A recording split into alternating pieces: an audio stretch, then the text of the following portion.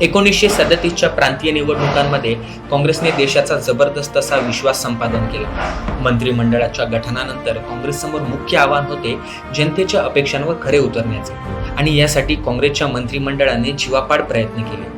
पंडित जवाहरलाल नेहरू यांचे म्हणणे होते की भारताची एकमात्र सर्वात मोठी समस्या ही शेतकऱ्यांची समस्या आहे, बाकी सर्व समस्या दुसऱ्या क्रमांकावर येतात।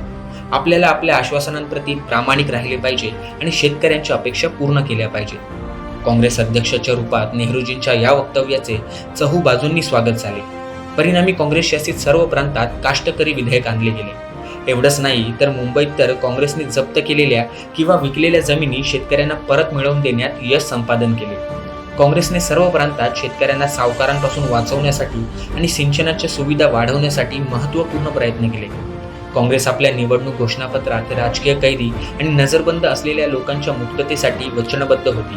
परिणामी बंगालमध्ये काँग्रेस सरकार नसतानाही गांधीजी स्वतः कलकत्त्याला गेले आणि जवळपास 1100 कैद्यांची सुटका करण्यात यशस्वी झाले।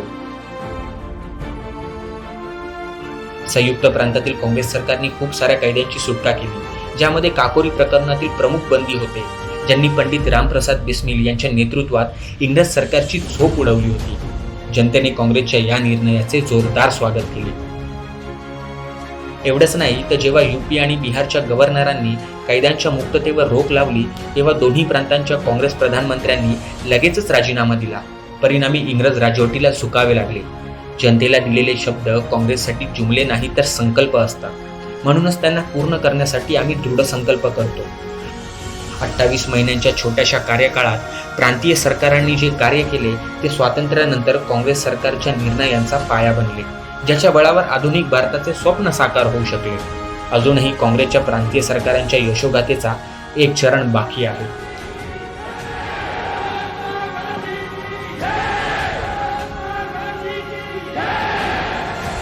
जय हिंद।